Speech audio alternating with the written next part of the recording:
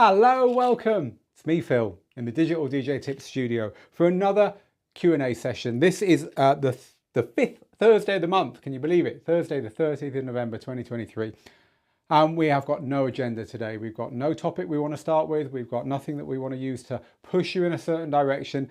This is all about you, our subscribers, our viewers, and our students. So whatever you want to talk about in the world of DJing, in the world of learning to DJ, learning to be a great DJ producer, whatever it is, you have got me now for 45 minutes to chat about exactly what you want to talk about. So do ask questions down in YouTube, Twitch, and Facebook in the comments. I'm here to help. And if you have got any need for someone to prod you, to make you think, what do I need help with? Let me give you the 5 big areas of DJing that we cover here at Digital DJ Tips, which are gear, music, say them after me, techniques, playing out and promoting yourself. Gear, music, techniques, playing out and promoting yourself. Maybe you need help with the DJ gear. We've got the Flex 6 here, or the software that you use. We've got the Flex 6's software record box here in the studio today.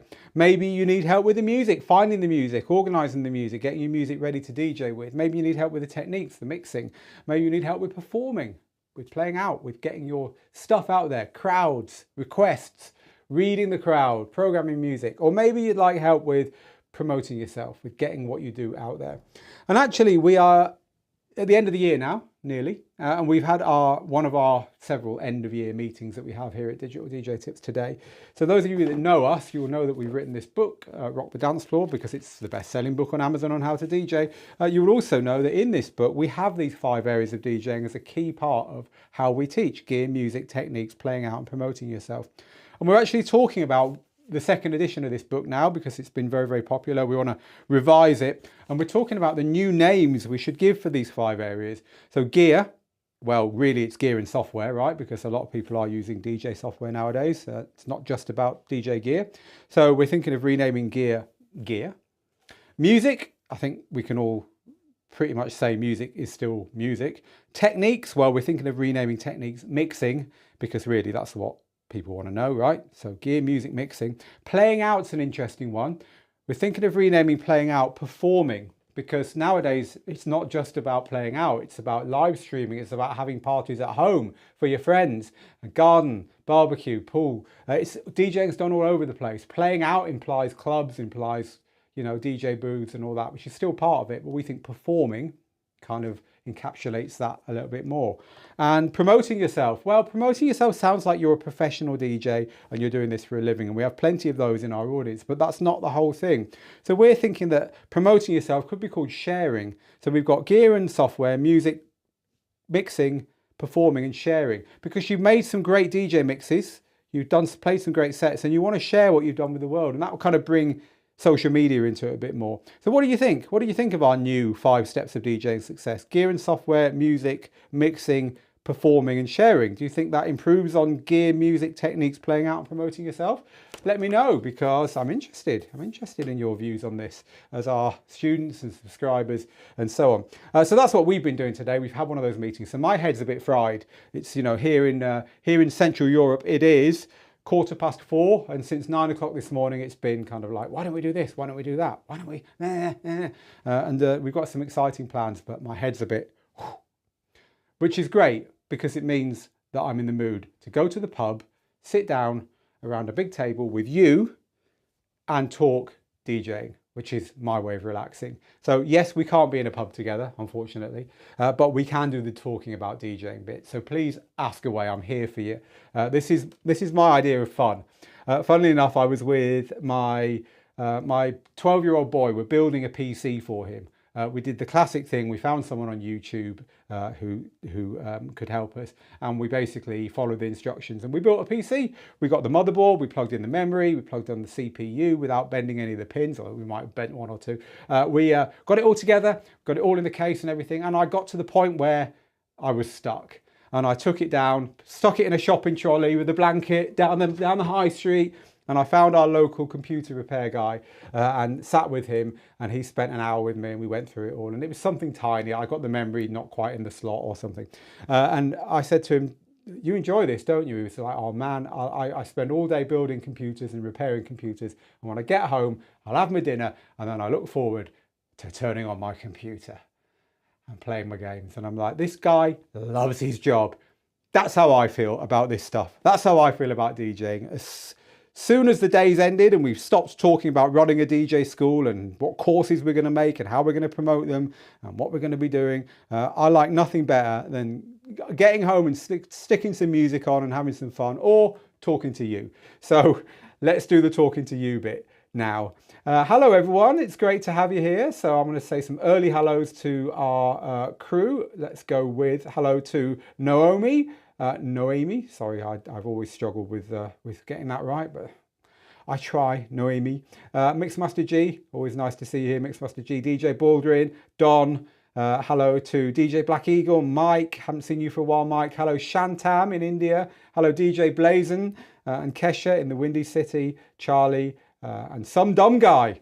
Hi, some dumb guy. Sure, you're not as dumb as you say you are. So we have the extended version of the intro music, says the Ruckus. Yeah, that's because we didn't have a lead topic to talk about today. So you got the full version of the music today. Right, hello. Happy last day of the second to last month of the year, says DJ A.D. Foster. Yes, indeed it is, isn't it? William's in Menorca. Hello, William. Not so far from us down here in Gibraltar. Chris is in London, and it's really cold there, apparently, along with most of the United Kingdom. Right, come on, questions. All the intro stuff's over. I've given you time to type away. So here we go. First question of the day is from DJ Black Eagle. He says, I have a MIDI keyboard. It's an APC Mini, and I would like to incorporate it into my DJ set. How can I do that? Please help. Okay, so any MIDI device at all, you can use with DJ software. So as I said, we've got Rekordbox here today. So this is Rekordbox. Rekordbox has got MIDI in it as well. It's this little tab at the top here that you can click on and go into MIDI here. And you can connect devices here. So I've only got the Flex 6 connected now, which is why it says Flex 6 at the top here. But if I plugged in another MIDI device, I could see that here as well. And you can immediately start mapping any of the things that the software can do, and all the things the software can do is listed here, to any controls on your keyboard. So for instance, you could decide that for instance, on this controller here, maybe you'd say, okay, I don't want to have to go to Shift and there to get beat loop to work. Therefore, I will put that on some of the keys of my MIDI keyboard. Or you could put samples onto the keys of your MIDI keyboard so that you've got all the samples and you can play them. You could put key shifting onto the keys of the MIDI keyboard. So playing the keys up or down would shift the whole key of the song you're playing up or down. Basically anything that you can press or turn or slide on that keyboard, you could assign potentially to something in your software. So it's more a case of deciding what it is that you want it to be able to do. I would say if it was me, I'd definitely look at using the sampler because the sampler can have up to 16 slots with samples in, and it's very hard to control with tiny little pads like, let's straighten this up. I put it that way to look nice in the open sequence. You know, it's hard to play samples and stuff on tiny pads like this and to cycle between them. So you could put all those onto keys. You know, when I started DJing digitally, it was in 2004.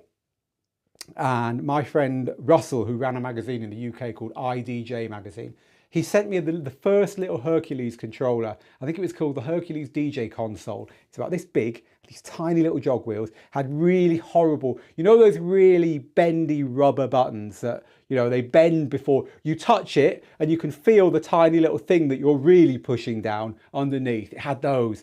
It was a horrible thing. Sorry, Hercules, but I'm sure you'd admit it wasn't the best. They sent me this little controller and it worked with Virtual DJ.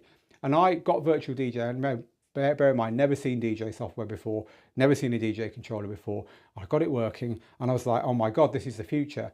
How am I going to get decent sound? So I went and I found a really good sound card that I could use with this thing. And I started DJing with it in the club that I DJed at every Saturday night. And the queue of people at the DJ booth wondering what I was doing with this little box. But the trouble was it was very easy to make mistakes on it because it wasn't very good, this little box. I ended up mapping it all to a little MIDI keyboard, just like you're talking about, a launch key or something. And I was using the sliders and the buttons and bigger cue, right? What the hell is this guy doing? He's DJing on a piano. I ended up mapping it to the laptop. And it was my, it was my first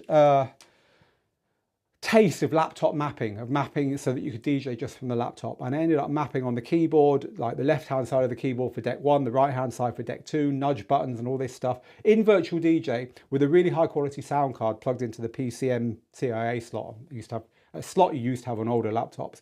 And I would DJ with just a laptop. Even bigger queue at the DJ booth. This guy's DJing with a laptop. But it was a real good introduction to digital DJing and to mapping. So really the point is you need to think about what controls you're struggling to use on here that might make sense to map to something else that you've got next to it. And as long as it's MIDI, and as long as it can plug into your computer, you should have no problem, not only with Rekordbox, but with Serato and with Virtual DJ and Traktor as well. The only things that are normally hard or impossible to map are the jog wheels, but hey, you've already got those, so no problem there.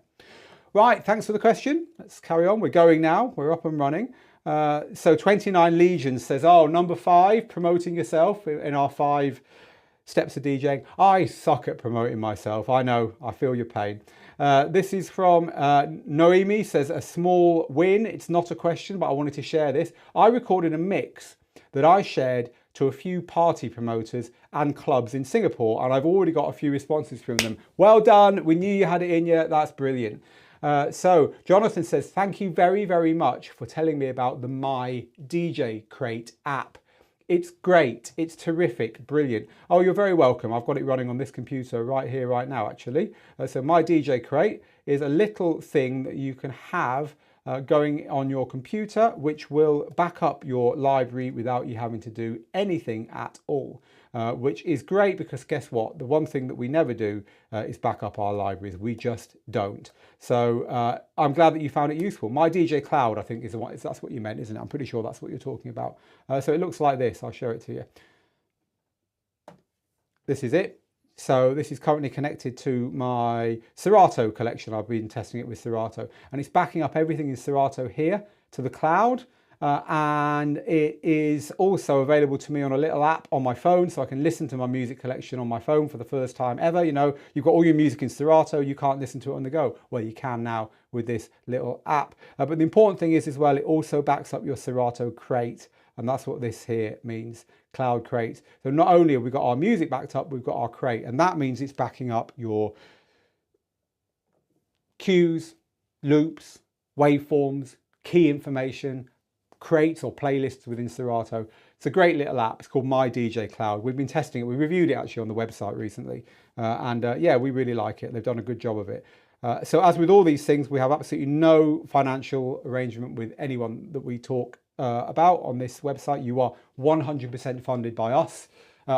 You're funded by us. We're funded by you as our students. That's it. That's where the money comes from. So, you know, if I say something's good, it's because I truly believe it is good. But if you want to go and have a look at what we thought about it, head over to the Digital DJ Tips website and go to the blog.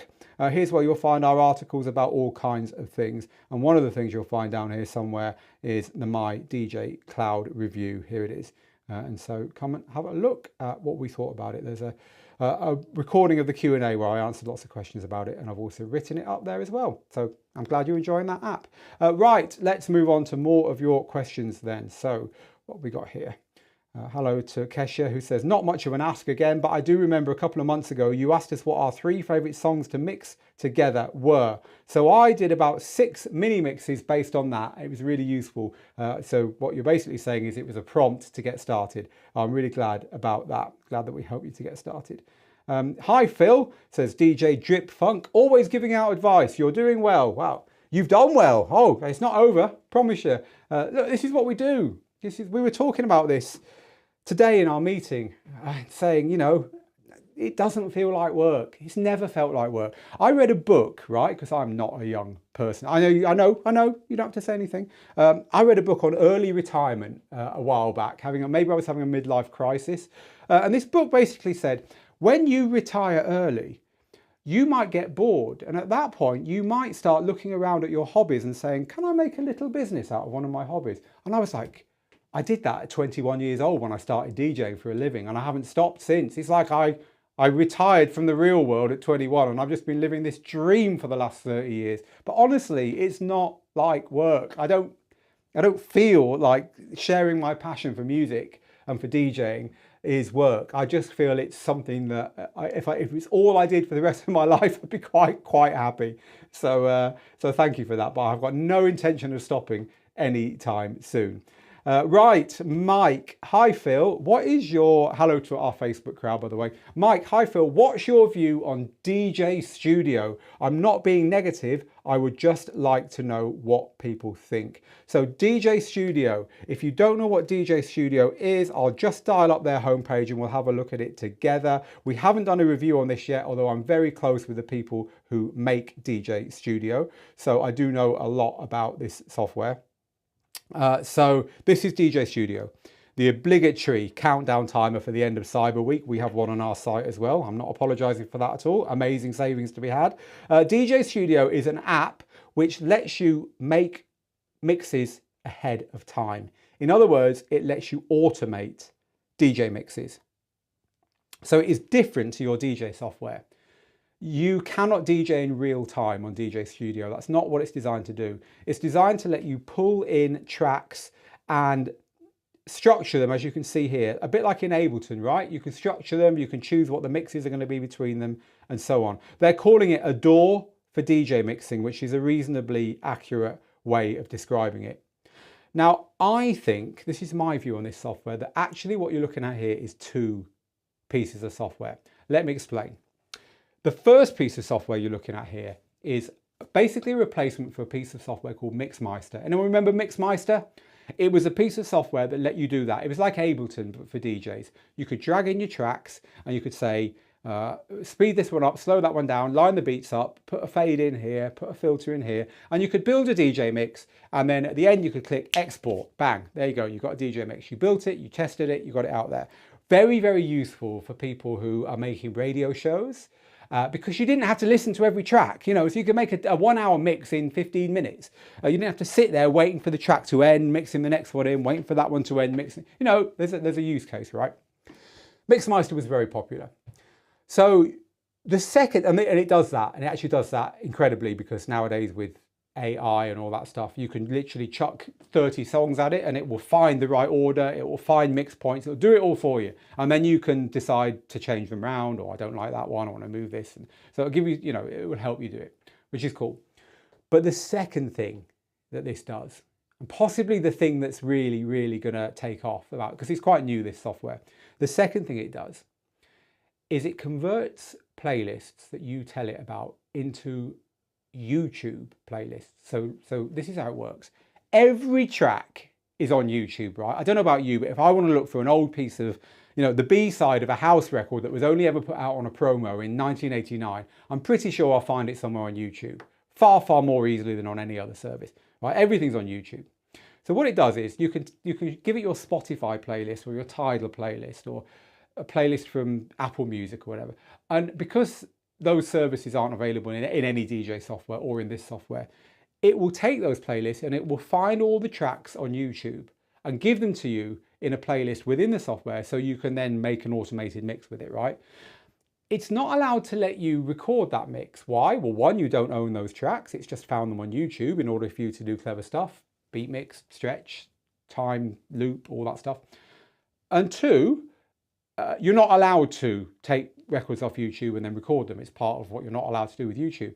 So what these people did, which is really clever, they invented a player that you can create. So at the end of a mix, you've got 10 songs off Spotify you want to do a DJ mix with. You drag them into this software. In the background, it finds the music on YouTube that was in your Spotify playlist. It gives you the tracks. It lets you construct a mix, or it helps you with it.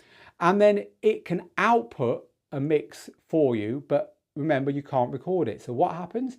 It generates a special web page where you can go to, it gives you a web address, like a shortcode. You can go to that page, or any of your friends can, so you can share the link with your friends, and they can go to that page and they can hit play, and then the YouTube box on their special page will play back the mix that you just created with all the beat mixing, all the different keys, all the looping, all the samples you dropped in, all the fades. Basically, it will perform that mix using YouTube Music in the browser for that person there and then. So there's no recording has happened, there's no copyright being broken. It is absolutely incredible. So you asked me what I thought about this software. I think this software is brilliant. I think it's groundbreaking. Forget people who say that's not real DJing and all that stuff. It's got a place and it's incredible what it does. I thoroughly recommend, and I'm pretty sure they've got a free trial. Let's just go and have a look at their trial. So buy now or subscribe. Try Pro free for 14 days. There you go. You've got 14 days to have a play with it. Go and have a play with this software. It's absolutely mind-bogglingly good, especially the ability to create a mix only from YouTube videos. And by the way, they've got visuals as well, only from YouTube videos, and share a link to that mix with someone without needing to buy the songs and without infringing anyone's copyright. It's incredible. I love it. I think it's brilliant. They're onto an absolute winner. So yeah, you asked me what I thought about it. I think it's great. I think it's a great piece of software. Go have a look, people. Again, absolutely no relationship with these people. I know the people making that software because I met up with them at ADE, Amsterdam Dance Event last year, and they showed it to me. It blew my mind. They said, what do you think? I gave them some suggestions. They've incorporated some of them. They've ignored some of them. That's all good. I won't be the only person that they asked, but the software is now available and it's cool. So any more questions? So Mixmaster G says, Phil, if you did bend some CPU pins, it wouldn't start up for sure. So Mixmaster G, answer me this question, right? So we're talking PC building here.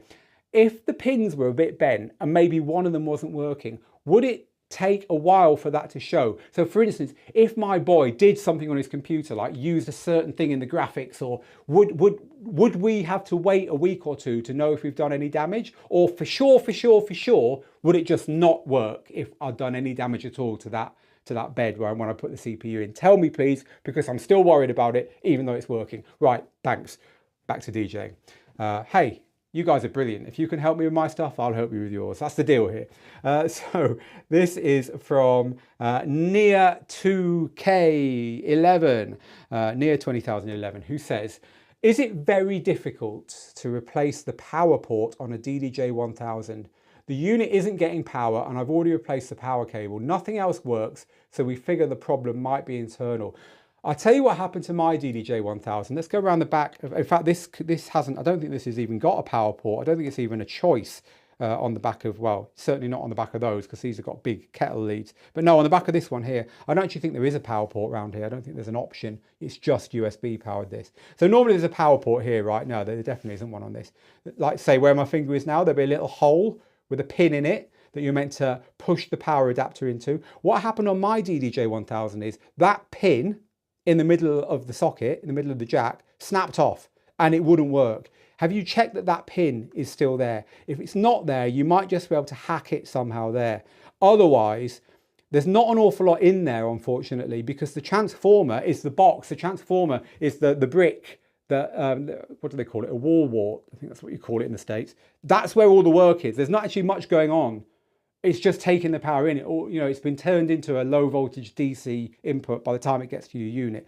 So I think it's possibly a design flaw or at least a weakness on that kind of power socket. It's why I always wish everyone would just put the big fat IEC kettle leads on the back of everything. Just makes it so much easier, but they don't. So yeah, and honestly, I think you'd probably be getting someone who's good with electrician, maybe your local computer tech, to just hardwire your lead in so it's always connected. It's probably fixable, but it certainly won't ever be as good as it was when it was new, unfortunately. Anyway, good luck with that, Nia. Hello to Colin. Oh, here's a great question from Colin on Facebook. We've got a music question. Awesome. Colin says, is it okay to play songs by artists that have been in trouble with the law? I always wanted to play She's Got the Vibe, but I never do. Right, this is what I think about that. And this is my personal view. Your views may be different. I respect your views and please respect mine. I think art is bigger than the person who made that art. If it wasn't, most classical music would not be playable today because people's views were very different back in Western Europe in the 18th and 19th and 20th, maybe even the early 20th centuries. I think that ultimately, whether you play a track depends upon how your dance floor reacts to that track. It's not up to you to decide whether it's right or wrong. It's up to you to decide whether your dance floor will take it or not. There was a time when you couldn't play Michael Jackson tracks. Didn't last very long. It continued. There was a time when you couldn't play R. Kelly tracks. That seems to have continued to the day. So the real question is not, can I play it? But if I play it, how will my dance floor react? How are you going to learn that? By playing it, or by observing other DJs when they play tracks by these artists.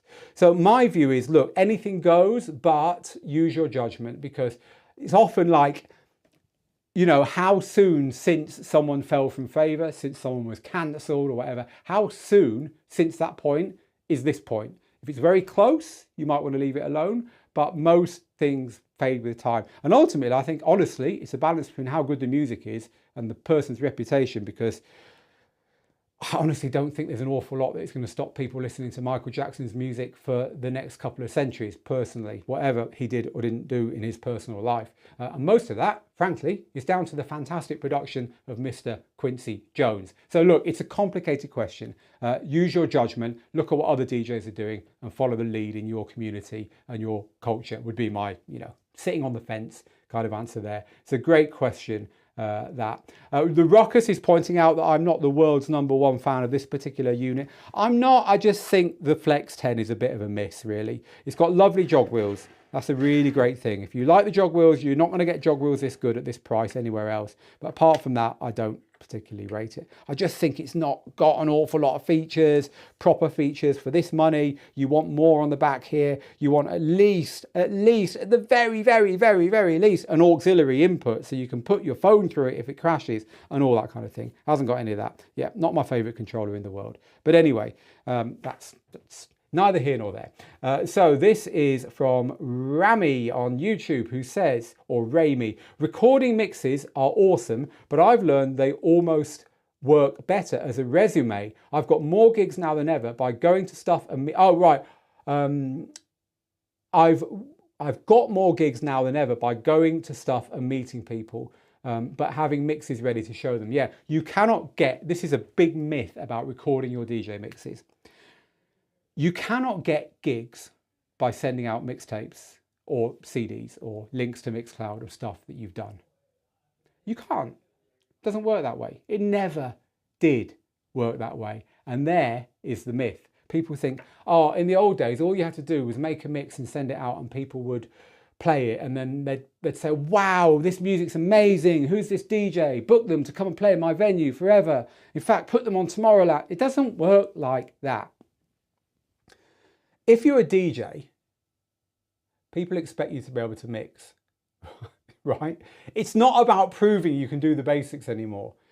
It's about so many other things that a mixtape, or by mixtape, we mean a mix of what you can do. Usually it would be on Mixcloud or something, or SoundCloud nowadays. That is not going to get you the gig. It's almost like that's your reference. You know, on a resume or a CV, you have a reference. Like you say, this is what I've done, this is what I can do, this is the proof. And at the bottom you say references, right? You give your college teacher or your friend of your wife or husband or whatever who says that they'll be prepared to say that you're a good guy or girl. The mixtape is almost like the reference at the bottom of the resume.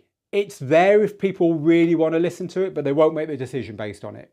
So you're quite right. Getting out there, getting to know people, getting involved in your scene, being in the right place when someone needs a DJ. This is how you get gigs. Every now and then someone will be interested in checking out your music, but they won't make any decisions based on it, because anyone can mix. It's true. Anyone can mix nowadays. And you have to be very good to stand out just from the mixes that you put out there, right? And so, yeah, you're quite right. Very wise person. So this one is from, by the way, hello DJ Andre in Uruguay. This is from Alan. Hi Phil. Is there a way to shuffle music in DJ software, i.e. in Serato, just like you can do in streaming services like Spotify? Sometimes I just want to chill and listen to my music library shuffled. No, there isn't. You can auto mix in software usually, but there is, to my mind, no way of shuffling in software. If there was a piece of software that did it, I would imagine it would be DJ Pro from Algorithm, but I don't know off the top of my head whether it does. So in answer to your question, not sure. Maybe My DJ Cloud that we were just looking at will add that shuffle feature to their web app so that you can do that. I'm pretty sure they will at some point actually, because again, I've been chatting to them. I'm very into what they're doing over there. So Right, so Michael Rhodes says, good morning from Wisconsin. Have you had grounding issues with the platters on the Flex 6, this controller that I've got here? Yes, I have. Another reason I'm not particularly keen on this particular unit. So the unit is noisy. When I haven't got any audio plugged into the back of this at the moment, but when I plug audio into the back of here, it comes into our desk. This is our desk here. This is where all the mixing happens. So I'm live with you now. Here's why you see me doing it. You see me leaning over and going like that. And we get this view. Or I'll highlight some of the controls on here by pressing another button on there, and you get this view here, right? You see me doing all that stuff. So this is not only where we mix the audio, this is where we mix the video, it's where we mix the audio as well. So I have a control panel here that looks like this. I'll open it to show you, because we have a full Fairlight mixer on here, which is pretty damn cool. It looks like this, right? So this is my control panel for this live stream. At the moment, I've got my microphone working. This is where my mouse is now. This is the microphone you're listening to. This is the master output on the right-hand side. This is a backup microphone. This is actually just here, just above my head. So this one, the battery runs flat. I can quickly switch over to that other microphone there, and you can still hear me. But these channels here, 7 and 8, are where we feed in the video feed, which is where you hear your music at the beginning on this channel here. This one here is from the laptop. Over here, mic 2 is not actually a microphone. This channel here is where the DJ controller comes in, and this is where the problems start, because this is a particularly noisy controller. Now, I know that I could diagnose it and find ways of stopping it, but when I plug a lead into the back of here and it goes over here into the back of this unit here, I get a low hum, I get a buzz. It's very common, especially in a room like this where we are surrounded by tech and gear, and I've got 20 things plugged into the mains electricity down there. Of course you're going to get buzz, of course you're going to get hum, of course you're going to get interference. There's no way of solving it on this, but it doesn't happen on other controllers. It happens, the cheaper the controller, the more likely it is to happen. It doesn't happen on more expensive controllers. There is something cheap about this that gives noise out the back. Now, what you're saying is it's particularly grounding due to the platters. And what I think you mean is sometimes they don't work properly because you feel like it's not picking up the fact you're touching it on the top here. It actually does happen with controllers like this sometimes. It could be, and let me recommend something to you, if you unplug the mains electricity from your laptop, so you've got this plugged into your laptop, right? So this is plugged in from the back of here, it's plugged in from here into your laptop, right? But your laptop is plugged into mains power. If you unplug the mains power from your laptop, it might stop that, and suddenly your platters will work all right, which means there's a problem just with the mains ring that you're plugged into. It's a really weird problem to diagnose. I was DJing once with a Vestax VCI 300. Anyone remember the Vestax VCI 300? One of the very early controllers, a lovely, lovely DJ controller. I had one of these. It had touch platters, and I went to play a gig with it, turned up at this, it was a beach bar just around the corner over there, turned up at the beach bar, set up, and the platters wouldn't work. It was nudge. The whole thing was nudge. I couldn't scratch. So I paused the track. I wanted to get to the beginning of it. I couldn't, because this was just acting like a nudge. It's like this, We all know what this does, right? And I couldn't DJ because I couldn't line my tracks up. And it was a grounding issue. The way I got round it was, and this is hilarious thinking back, I got a piece of wire. I wrapped it, it was a metal case. I wrapped it around the metal case, and I took the wire round the back of it. I'm in a beach bar, remember? So we're set up on the beach with a kind of tent over us, pulled it around the back, and there was a drain. There was literally a drain down into water. And I pushed the wire all the way down into the water. So I was grounding the unit while I was DJing. And as soon as that wire touched the water, it took the static or whatever it was off the unit, and these started working again. The most strange thing. But it could be that that's part of the problem, or you might just be talking about noise coming from the back here. And if you're talking about noise coming from the back, there's not an awful lot you can do other than experiment with positioning and plugging things in differently. Maybe having your, as I say, your laptop unplugged, that can sometimes work. The way I solve it here, because I don't want to not talk about controllers like this just because there's a continuous background hum, and I don't want to be remembering to turn the audio up and down every time I want to use it. I'll just forget and you won't hear it. The way I solve it here is in the console here. So inside here, I have something called an expander on, and the expander basically stops any sound coming through from the DJ controller unless it's loud enough to not be distortion, to not be like buzz. So basically, if there's just a very low buzz, it just turns it off. And as soon as I start playing music, it turns it on again, like a gate. Okay, another word for that is gate. Yeah, it's a common problem. Don't think that it's just you. It is a common problem, and it happens a lot with. I think it's just bad isolation, bad electrical isolation in cheaper gear. Good luck. I hope you managed to fix that one up. Right. DJ Drip Funk says, Phil, do you think the Denon Prime controllers are good to bring in any songs through apps? Can you still adjust the BPMs? No, you can't. If you want to bring in a song through an app into a Denon Prime controller, you just need to hit play on the app and use the auxiliary input. If you're using these, or you're using the Opus Quad from Pioneer DJ, you can actually have on your phone, you can have the Rekordbox app, and you can link it in as a proper Pro DJ Link source on the screens, and then you can mix with it as if it were an actual track on your USB or in the cloud or whatever. And then you can do all the adjustments and etc, etc. But that only works on Pioneer standalone gear. And I believe the only standalone gear it works on is this gear here and the Opus Quad, the CDJ 3000s and the Opus Quad. I believe it doesn't work on anything else. Not too sure about that. I might be wrong. So, by the way, I learned something today. So this is obviously just classic main DJ gear, right? This is classic DJ gear. Standalone. You don't need a laptop. You plug your stuff in. But there's other standalone gear as well. We're talking about Denon Prime gear. Here's a piece of Denon Prime standalone gear. This is, of course, the Denon Prime Go. Absolutely love this controller. I've done a lot of DJing on this. I call this an all-in-one, or an all-in-one standalone. And what I mean by that is it's all in one unit, so you don't need the laptop, but also the decks and the mixer are all in one. So it's not like this. This isn't all in one because there's 3 units. So I call this an all-in-one standalone. So Pioneer DJ call it an AIO, which makes sense because AIO stands for all-in-one, right? But when I'm talking to them and they're saying, hey, you know, have you seen the changes we've made to our AIO gear? And I'm like, I will immediately say, what are you talking about? And I said, what are you talking about? What's AIO mean? And then I found out it's their way of talking about all-in-one. So maybe we'll start using AIO. What do you think? So yeah, I learned something today. Learn something every day in this job. Right, Dave. Hello, Dave on Facebook. Who says, so yeah, no, you can't do that on Denon DJ gear, unfortunately. Dave says, hi Phil, I turned 30 in March. I decided to try and chase my dream of becoming a hardstyle DJ and producer.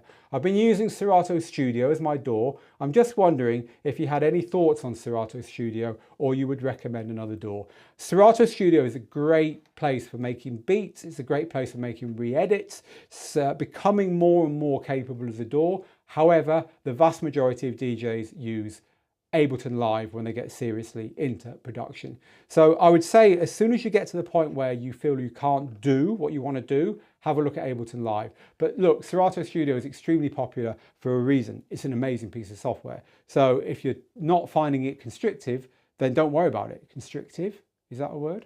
And then don't worry about it. Well, I'm going to walk over here. You can't see where I am now. You can still hear me though.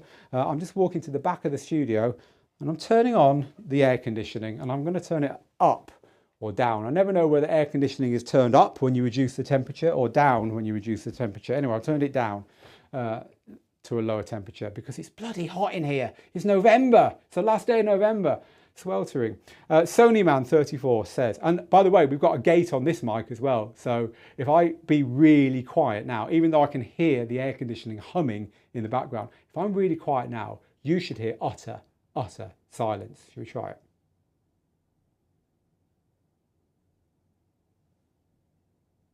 Could you hear the air conditioning there? Let me know. Right, so this is from Alexandra, who says, when I load beatport tracks to Serato, after analysing tracks, the Camelot key changes on the tracks. Do you know why that would be? No, I didn't know that they gave you a key in the first place. Look, the thing with analysing your tracks for musical key is it's an art as much as a science. So on the Camelot wheel, there are all kinds of keys. Let's just dial up a Camelot wheel. I'll explain why you really need not worry about this. I'll explain what you should worry about. So the Camelot wheel is a way of looking at musical key that's useful for DJs. And the reason is that it gives you a way of thinking about musical key that doesn't involve any musical training. In other words, you don't need to understand these keys to be able to mix between them. So this is the Camelot wheel. So instead of having all these names here for the musical keys, and there's 12 major and 12 minor keys for the sake of our argument here. So there's 24 little segments on this wheel. Instead of calling them E major or B minor or D minor or E flat major or whatever, you give them a number and a letter. And this allows you to very easily mix from one to another and have it sound harmonically right. Because this circle has another name in real musical training. It's called the circle of fifths. And fifths, all you need to know, are very closely related keys. So in other words, this is showing you the musical keys that are closely related. So if you were a musician, you would know that A major, or just A, is very closely related to D and E, and also to these ones here, B minor, F sharp minor, and D flat minor. But if you are a DJ, you don't need to remember all this. You just need to analyze your music in your DJ software, which will give you these letters and numbers. And then when you're DJing in, say, this one here, 11B, you need to just make sure you only mix into things where the number goes up or down one, or the letter goes up or down one. Now, I can tell you as an absolute rule, as an absolute fact, you can ignore the letter. So you can ignore the B and the A. All you've got to do when you're trying harmonic mixing is make sure you've got your key lock on so that you're not changing the pitch when you change the tempo, and then mix into the same number or the number below or the number above. That's it. That's all you need to worry about. However, this key here, 11A, is very, very, very closely related to this one, 11B. So closely related, in fact, that any music written in this key will have all the same notes in it as any music written in this key. And if you've got two musical keys where all the notes are the same, you can definitely mix together without any problems. All the other keys nearby, there's only one note difference. Out of all 12, there's only one note difference. So actually, all of these work well as well. But the problem is that your software might guess the musical key of this as this, or this, or this, or this, or this, because the way it listens in order to guess the key will be slightly different. The way that those algorithms have been tuned by the makers will be slightly different depending on the software. And so you really needn't worry about whether, for instance, Tidal has decided the key is slightly different to what Serato analyzes it at, to what DJ analyzes it at, or whatever. The really important thing to worry about is that every track in your collection has been analysed for musical key by the same piece of software. Don't analyse half of them with Rekordbox, half of them with Serato, or a quarter with Rekordbox, another half with mixed in key that you used to have, another half with Traktor or whatever. You have to analyse all your music, doesn't matter where it comes from, whether you own it, whether you're getting it from streaming services, with the same piece of software. Because the same piece of software will make the same decisions every time based upon the same rules. And therefore, if one piece of software thinks the musical key is this and another piece of software thinks the musical key is that, then you've got problems. But if you've analysed it all with the same piece of software, then it will make consistent decisions. Whether they are wrong against what another piece of software will say doesn't matter, because it's made the right decision based upon your use of that software. So just analyze everything in the same piece of software and you'll be fine. It's a big subject, key mixing. We love teaching it. We do a lot of teaching here. It's one of the big things that we do in our teaching is explain to people that once you understand musical key, it opens up a world of mixing and transitions and mashups and so on. It's the basis of our teaching of mixing. One of the basis points is that you've got to understand this stuff and get it right. So we cover it a lot in our courses, but I hope that helps there.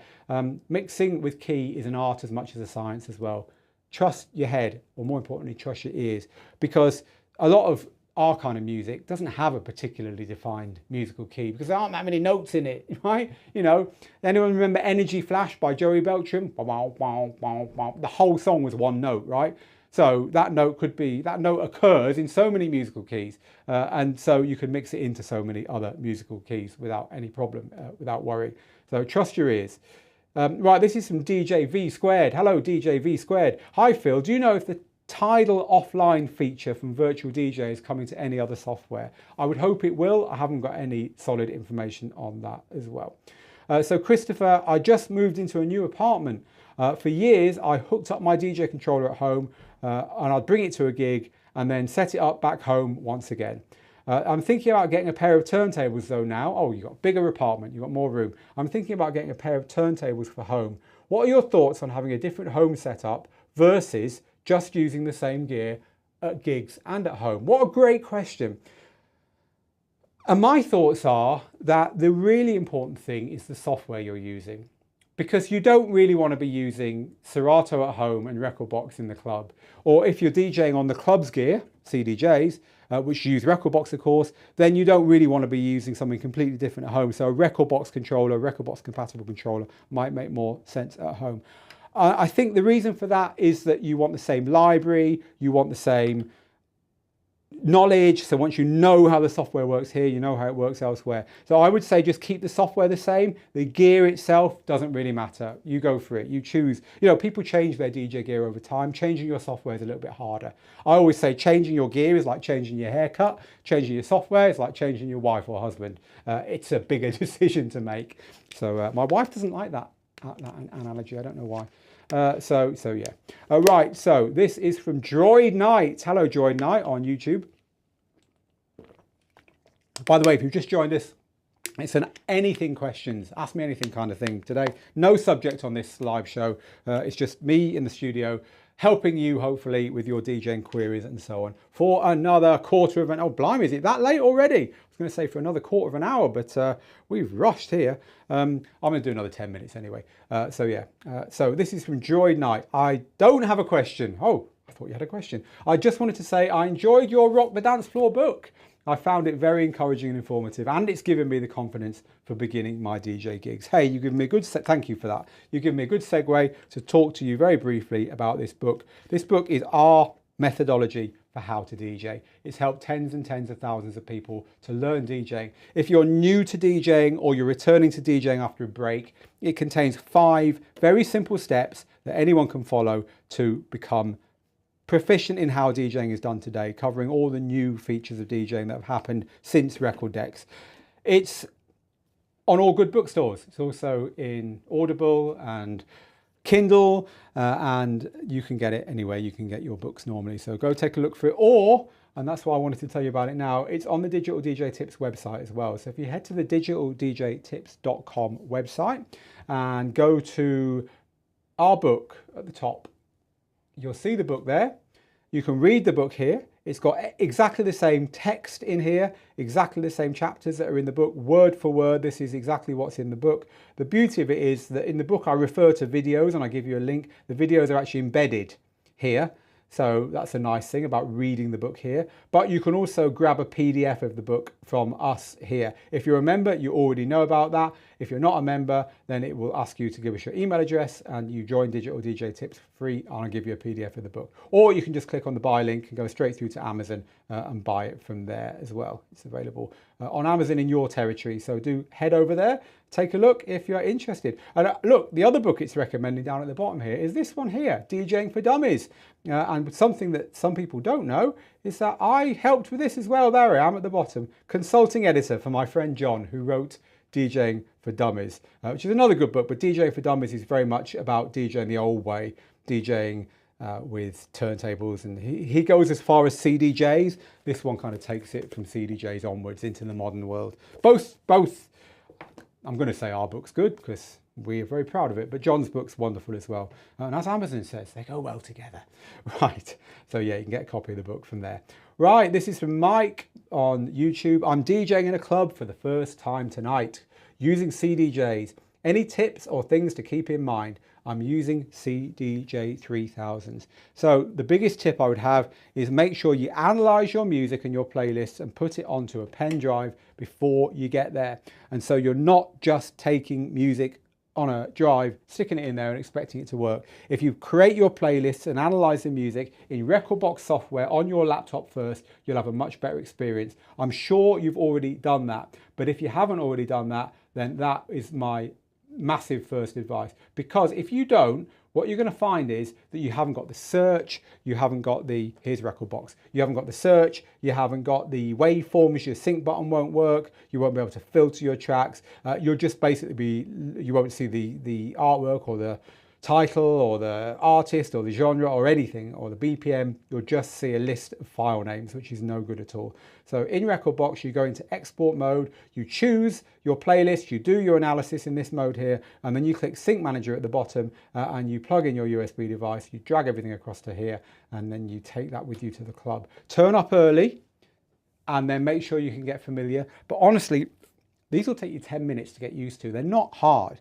You dial up the track, you load it onto the deck, you got your play pause button, you got your sync, your tempo for beat syncing. You've also got a sync button. Again, if you analyze your stuff in music software first, that will work. I don't think you'll have a problem. And then when you start playing, keep it really, really simple. Don't try anything clever. Just get, I get it. People worry about DJing in public.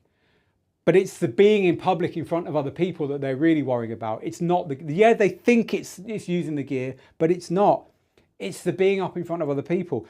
DJing is about two things fundamentally that you do there and then, which are keeping the volume the same throughout the set and cutting out the gaps.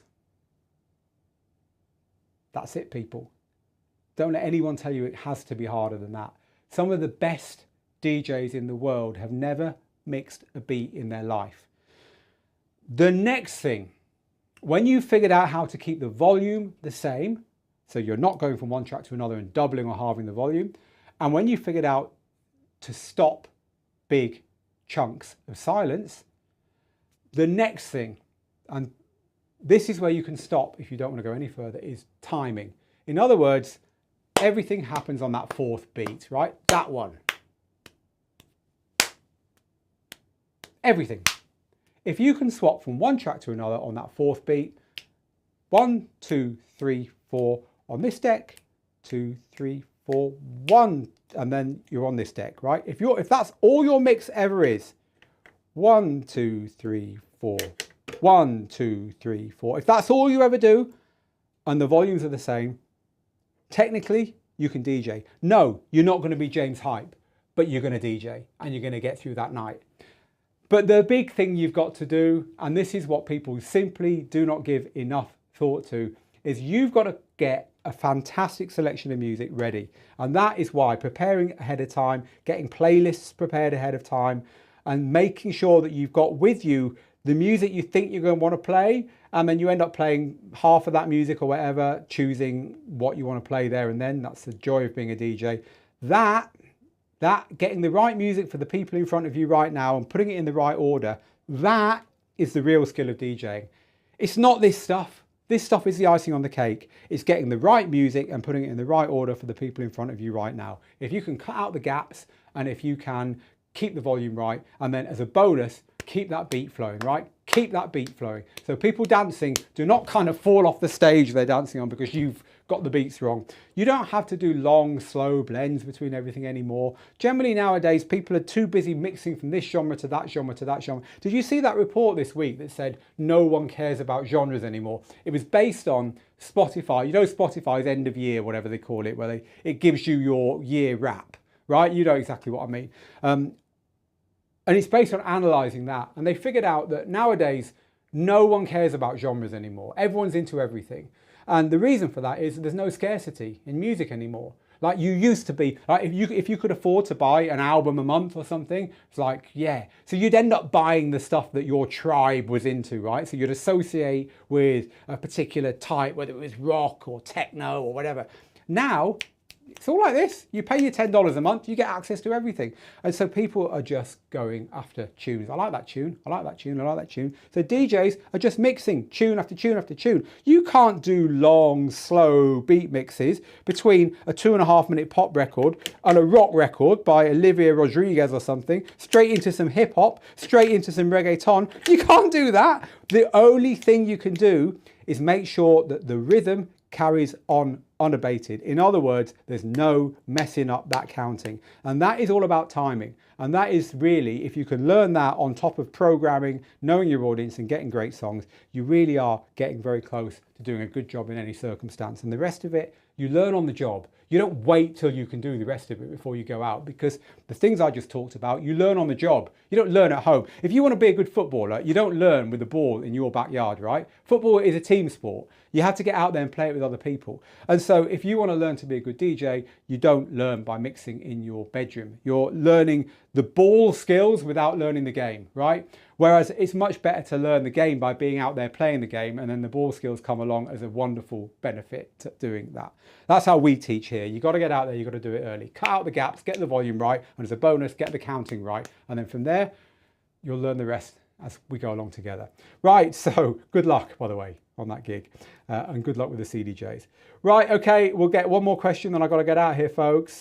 This one is from Zach, who says, does anyone have any advice regarding DJ software drivers? I have a DDJ SX2. I would like to upgrade. However, when I connect to other controllers, I have the failed to connect audio. What do I do? So if you're using a Windows computer, you probably do need a driver for the audio, and there might be one supplied by the manufacturer of that controller. The best thing you can do is go to for instance, I know you've already got a DDJ SX2, but look, let's pretend you haven't already got a DDJ SX2. This is what you would do. You'd head over to Pioneer DJ software page, or you would type DDJ SX2 drivers into any search engine. It's going to take you to a page for those drivers, and then you download them from that page, get them onto your computer, and then from there, this isn't loading probably because we're live, here we go. So here we go, you can download the firmware for the unit, the drivers, and there's any other software that you might need here. For instance, Windows information for older issues of Windows, stuff for installing Mac OS, some documentation there, drivers here. So check you've got everything from here, and you're good to go. Get it installed. It's more a case of you just haven't got the right drivers for that particular gear than any real problem with the unit. You might want to uninstall any other drivers that you've had for other manufacturers, or even for the same manufacturer. That might just be confusing things, but honestly, I would only do that if I couldn't get it to work. It is possible to get it to work. Don't give up hope. Certainly there's nothing final stopping you using any DJ controller with your gear, trust me. So don't be put off. Instead, find a solution to the problem. I'm going to end off with the end of that story about the PC, right? Me and my son built a PC last weekend. I'm no expert on building PCs. We were following YouTube. I was in your shoes trying to learn DJing, right? I know what it's like. I do it myself. We got to the point where we were stuck, and we took it to that guy's shop to repair the PC, and the stuff that I was thinking, when you can't get something to work, you're thinking, well, maybe it's a bad idea. Maybe we're going to need to just go and buy a PC and send all these parts back. Maybe I'm stupid. Maybe no one does this. You're getting hot and you're getting bothered and you're thinking, I've let my boy down. He's upset now and all this.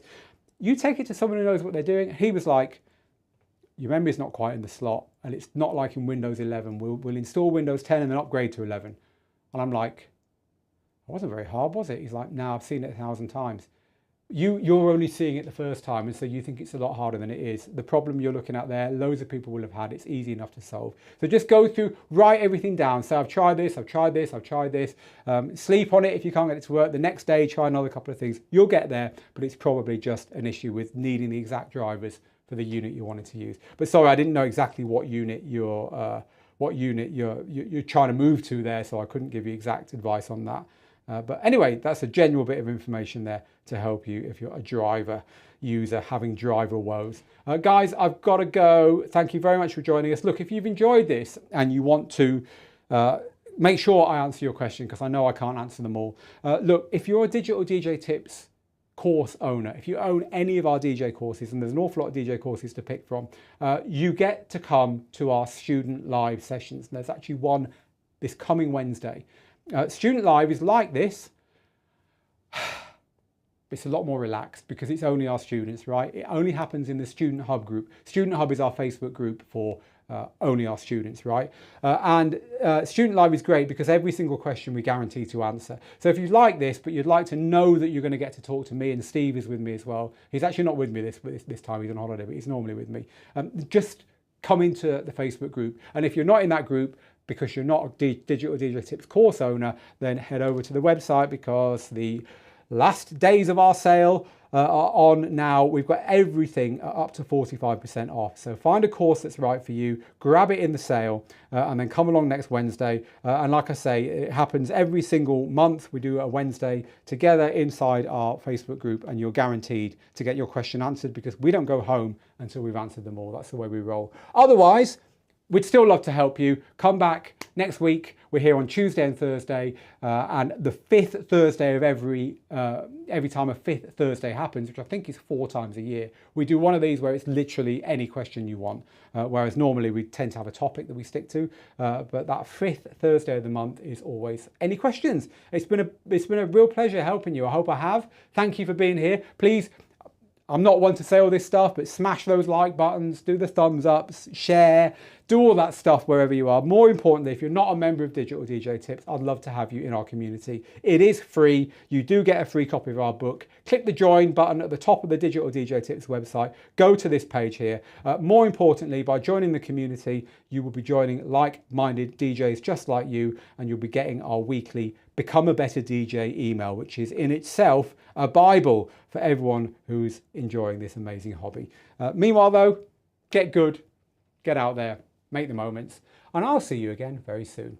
Until then, bye-bye for now.